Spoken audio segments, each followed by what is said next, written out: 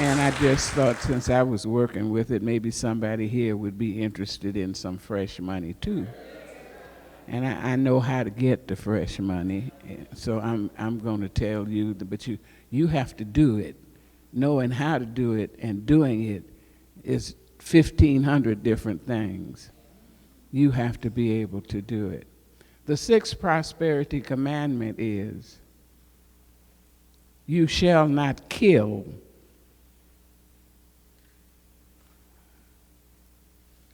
Thou shalt not kill. When you take your money that you have out of circulation, you kill its ability to multiply. So it's not about killing a human being, it's about you suicidally cutting off your money. You don't have to do that. God doesn't require that you do that. The thing is, God has laid out a plan so that we could have the very best of everything. But he is never going to come down with a stick in his hand and slap your hands and say, now you listen to me. He's not that way. He makes it all available for us to choose or not to choose. We are made in the image likeness of God. So we have all the power that we need to do whatever it is that we need to do for ourselves, through ourselves.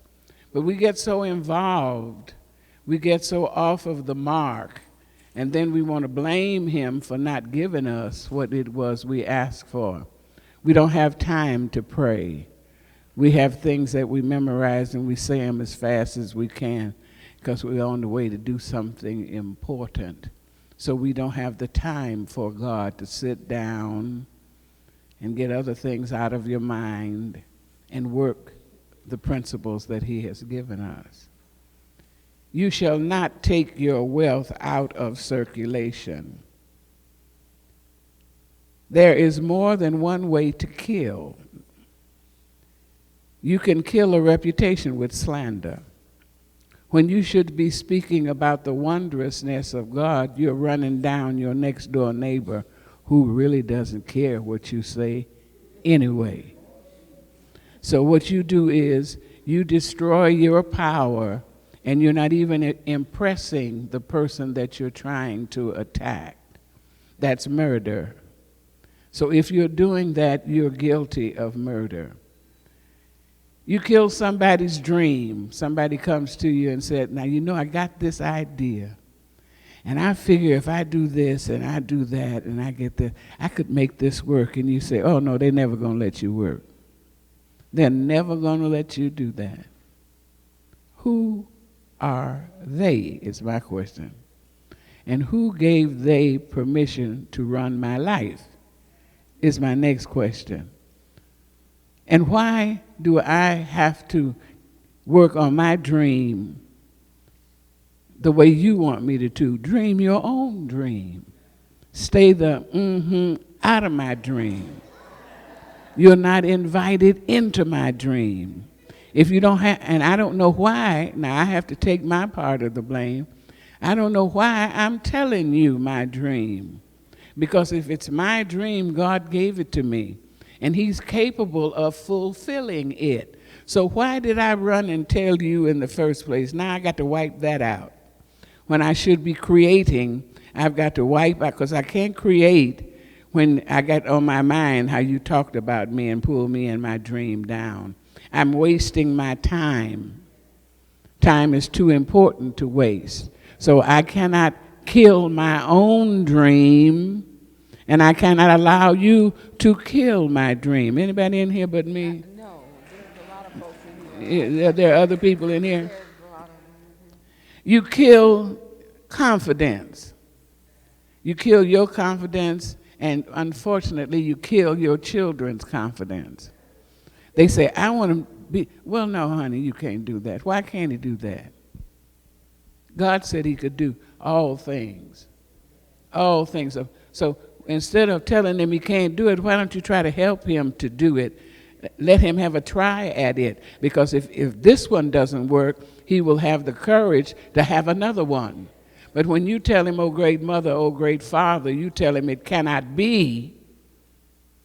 And since you're the only one giving him information, or her information, what is her chance or his chance of making his dream come true when there's no support? You kill people with your actions. You get into other people's business and you mind their business. You careful, Dell. You see two people in a room, and they close the door. Honey, I knew it. It's been going, I bet it's been going on a long time. What about closing the door made you think you were invited, that you could see through the door, that what you had in your dirty little mind, they had in their mind? Well, what else would they be doing in there? Whatever it is, it was none of your business. They didn't invite you in. They didn't want you there. That's why they closed the door. It would seem you would have enough respect for yourself if you didn't have any for them, not to be wondering about what they're doing with the door closed. So you get on the street and say, I knew that was going on. I could just tell. Well, how do you know? I just had a feeling that see, because the way they've been acting, every time she comes in the room, he looks at her. Well, he looked at the TV too. That means he's sleeping with the TV? Murder. That's murder. Thou shalt not kill. And as long as you're doing those things, God is not going to open the door for you to fulfill the supply that you want to. You warp things. You turn things. You twist things. The pattern is so simple. Maybe that's why it is hard for some people to understand, because it is so simple. If you need love, give some love. If you need understanding, understand somebody. If you need peace, be peaceful and give peace wherever you go. If you need some money, give some money. Well, you don't understand. I understand. I've been poor. I was born into a poor atmosphere. My father poured steel. My mother scrubbed floors. So I know what it is not to have. But my mother gave, and thank God for her, when she cooked with the little money that she had, there were two people invited. There was a plate for God, and there was a plate for whoever else was in the apartment building that might not have anything to eat. She never went without food. You can see my baby pictures. I'm big as this room here. Plenty food, all kinds. All the things that I wanted, she saw to it that my father and I, now she scrubbed floors and she cleaned people's houses, but never without God. When she would be cleaning the floor, this is the way she taught me, she'd be cleaning the floor and she would say, did I get all the spots, Father? And if she went over here and cleaned the spot, I thought God had just told her she missed a spot. So I'm under the impression that she and God are really good friends. And God is responsible for me being able to have the coconut cake that I love so much that costs too much for her to cook. Oh, it's quiet up in here now. I'm going home. I'm going home. I'm going home. I don't have to sit up in here. I got a house I can go to. If you want success and prosperity, you've got to use to the utmost what is already yours. Amen. So if you don't want to kill your prosperity, don't take your wealth out of circulation. The people that you see on the street with pushing those push carts, carrying those bags on their back, give them something. But you say, oh, I ain't gonna give them my money. What they're gonna do is get drunk. Now, I don't know about you, But if I was out there barefoot, no place to sleep, nothing to eat, one drink probably wouldn't help me. A gallon probably, so whatever would put me to sleep so I would not be aware of what I was going through. And number two is, I'm giving them the money because God said if I wanted to have some money, I'd have to give somebody some money. And if anybody needs some money, it's somebody with no place to sleep, nothing to eat, barefoot, standing on a corner begging for something to eat. I want to hurry up and give you something. For me, I'm giving it to you for me, because God says if I will do that, he will supply my every need.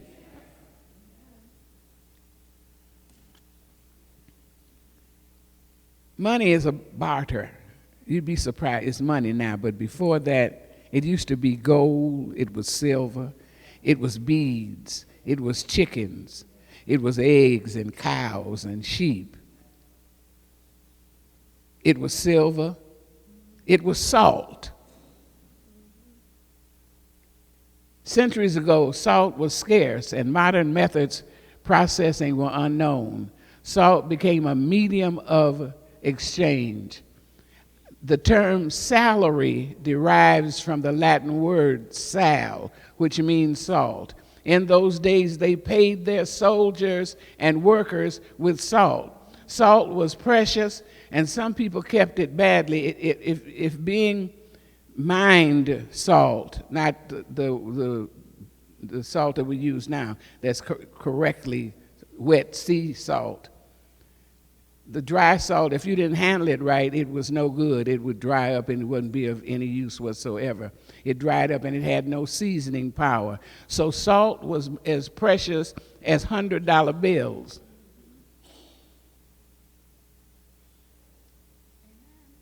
Salt.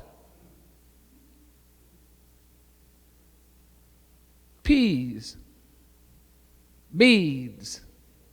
God has set up a bartering system. You give me some of this and I'll give you some of that.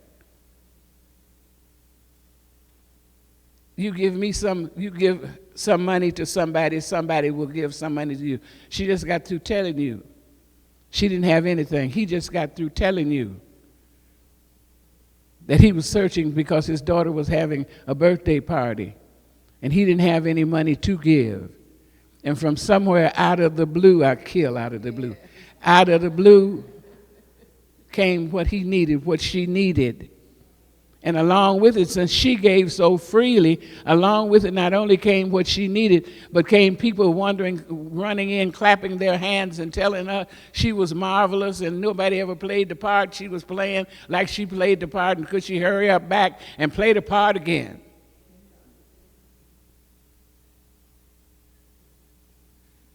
You're going to have to work by God's rules.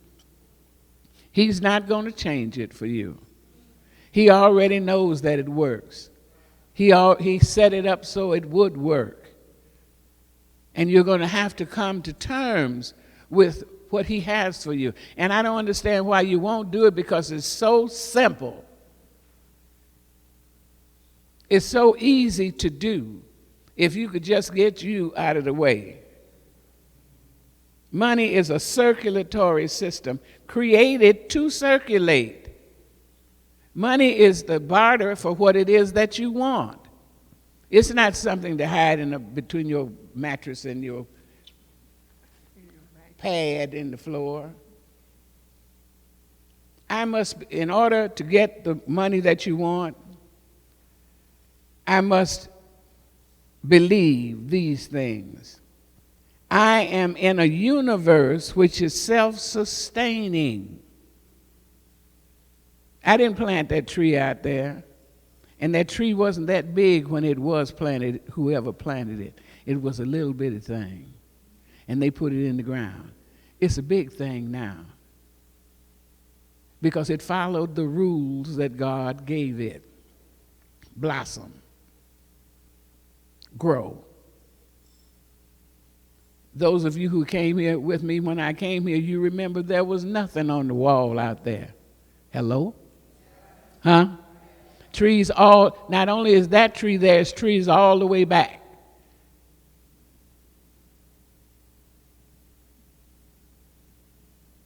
The money that we paid in here for the use of this, which is what we wanted it for, helped. They knew how to put that money into that little bush, and that little bush gave them a lot of big bushes along the way. It's the same with your money. If you will put it out, God will reimburse you with more than you expected at every time. I am part of this self-sustaining universe.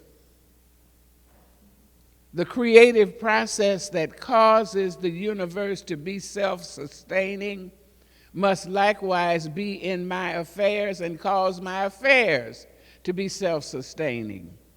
I will be wise in the use of my money, not be abusive with my money. Well, she goes shopping all the time, so what? Well, every time I see her, she got a box with so what? Other than that you're jealous because you ain't getting nothing. That's the whole thing in a nutshell. Well, try to be friendly. Say, I would like to get something too. And every time I see you, you got a box of shoes. How do you do that? I'm not asking nobody nothing. Anybody tell me nothing. You have to be receptive to the idea of money. If I will not be obsessed with money and not forget my source and my supply, I shall have money.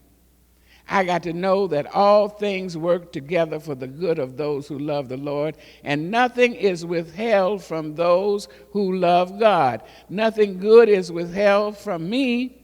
Money is an outer symbol of God's defense for me against the lack of limitation. God isn't like for me to be, and you either. I'm his favorite, but he loves you too. Well, that's the way I feel. I feel like I'm his favorite. And I keep trying to act like I'm his favorite. I'm made in his image likeness, so I keep my best every day, getting up trying to be more like him every day. So I feel like I'm his favorite. I don't know what you feel like. You ought to feel like you're his favorite too. There's plenty of room. It's not a lot of us who know that we know what we know. The one that has it and hoards it are the people that never have any money whatsoever. Wealth is a relative thing. And one reality about the universal mind, God's mind, he always gives us plenty and to spare and to share. God works under the law of abundance with no secondary law of lack and limitation. We get some money, you all get some money, and you hold on to it so tight and you hide it in here and you put it over there and you got 9,014 reasons why you can't spend this because you might need it. You can count on it. You can count on needing it because you have surrounded it with wrong thoughts. You have surrounded it with caging it up. You have surrounded it with hoarding it. You are not giving it the opportunity to do what it was designed to do. You're supposed to have it. You're supposed to be rich as cream. It doesn't make sense to be poor. Well, see, I don't have an education. Get one. They got a school on every corner. If you think education is the thing, get you some education. Well, I don't understand. Get some understanding. Read a book. Go to a service where somebody knows something to tell you except how to shout. Go somewhere and learn something. I'm looking at television about McDonald's, was it? Here's a man, when he was 7 years old, he said, his brother asked him, said, what do you want out of life? He said, I want to be a millionaire when I'm 50. And his brother laughed at him and said, you ain't going to be no millionaire at 50. He said, I'm going to be a millionaire at 50. He owns McDonald's. And the number of McDonald's everywhere you go, in every city in every country that you go into, foreign countries, all the countries, got a McDonald's stand in there. All over the world.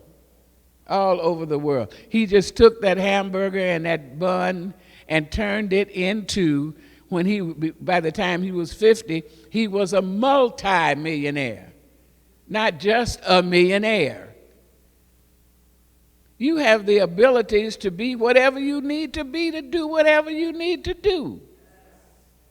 Instead of sitting around complaining there's not enough, open your mind to see how much there really is.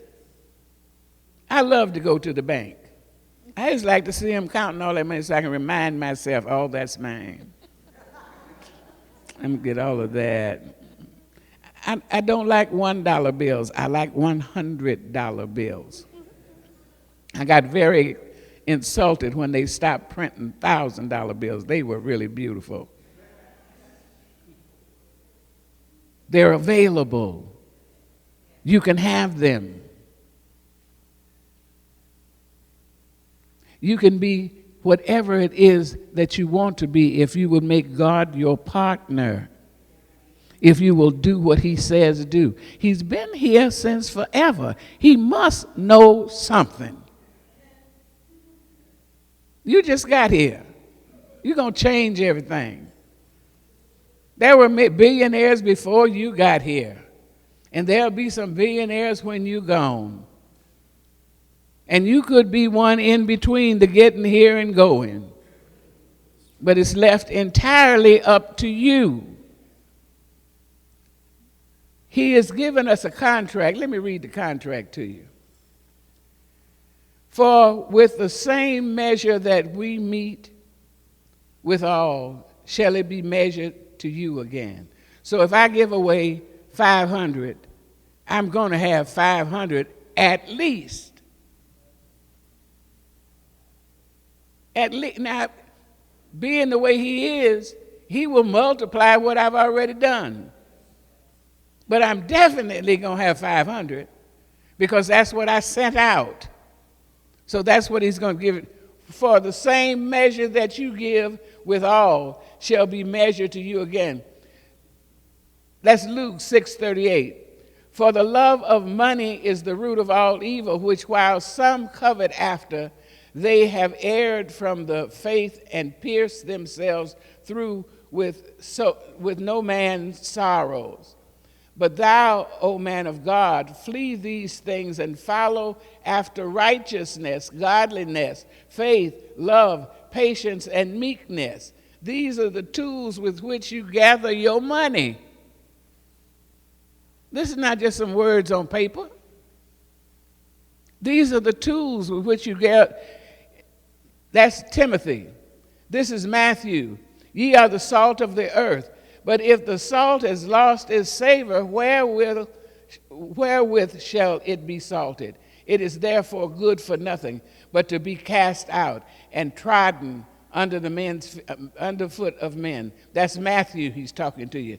Jesus tells us at this time, Jesus tells us, and this is true, money or no money, if you canst believe, all things are possible to him that believes. If you don't believe you can have it, you're right. If you believe you can have it, you're right. You're in charge of you, taking care of me, loving me, supplying my every need. Say my prayer with me. This is my prayer. Repeat after me. The Lord is my banker. The Lord is my banker. My credit is good. He makes me to lie down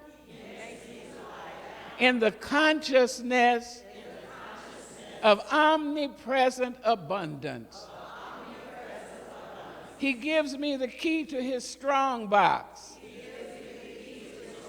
He restoreth my faith in his riches. He guides me in the path of prosperity for his name's sake. Yea, though I walk in the very shadow of death, I shall fear no evil, for thou art with me. Thy silver and thy gold, they secure me. Thou preparest a way for me in the presence of the collector. Thou fillest my wallet with plenty. My measure runneth over. Surely goodness and plenty will follow me all the days of my life, and I shall do business in the name of the Lord forever. And so it is, and amen. One can cheer me so when I am sad. He makes me glad. Oh, he's my friend. Jesus, Jesus, Jesus, Jesus, Jesus. There's something about that name. Master, Savior, Jesus,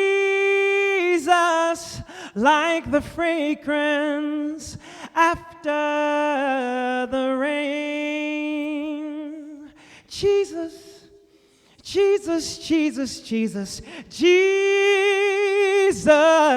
let all heaven and earth, let them proclaim. Kings and kingdoms, they will all pass away, but there's something, oh my God, there's yet something, oh my, there's something, that somethingness, any and everything I may need, any and all things I may desire, healing in my body and money in my pocket and joy when I'm sad. Oh, there's something about that name. Oh, there's something about that name. Now in the name of Jesus, that mighty name of Jesus, we have the victory. In the name of Jesus, that mighty matchless name of Jesus, Satan will have to flee. Even though he's in our mind, tell me, who can stand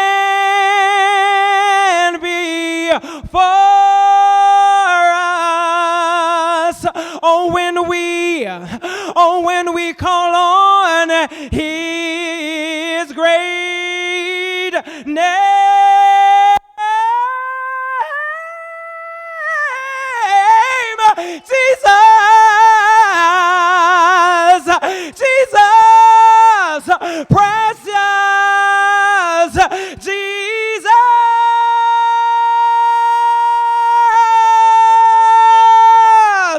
We have, doesn't matter what you're going through, you have, oh, we have the victory.